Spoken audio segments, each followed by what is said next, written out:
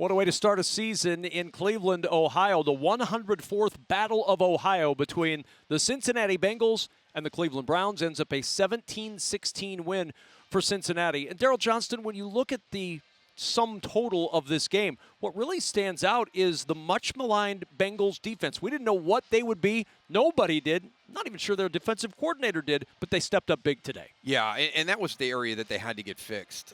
Last season, 33 points or more, and the record is 3-4. You have a losing record when your offense scores 33 points, and that's absolutely amazing. And so how do we fix that? And you know, Lou Anarumo had been there for a long time, and you got to make that change. And there were some significant changes on the coaching staff, but that was the big one. And we didn't get to see what this defense was going to be like during preseason. That was the plan going into the preseason. We're not going to show anybody what we're going to do. You're going to get to see it week one. It was challenging on the players as well, and that's hard to do. But this was the road that they chose, and it paid off today. And what we did see were the principles of what Al Golden is trying to install kind of come to life. And the biggest thing he talks about is ball disruption. And can we get the +2 in the turnover ratio every game? Because if you do that, your odds of winning are astronomical. And they were able to do that today. And it was great plays by the defenders to get those interceptions. You know, and it's what they teach and what they practice, and you live it and you breathe it every day.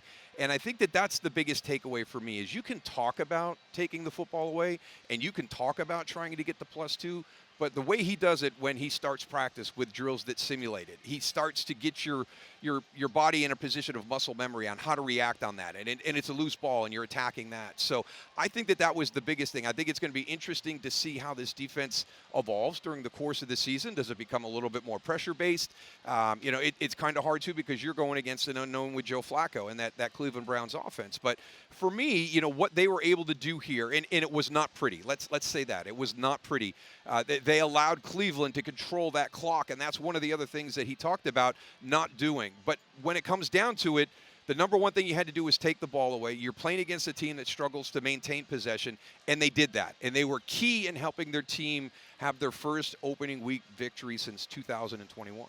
2021, Bengals made it to the Super Bowl that year. Not sure that means that's going to happen again this year, but they did change the narrative a little bit because they're off the schneid. They get a season-opening win. The Cincinnati Bengals defeating the Cleveland Browns 17-16.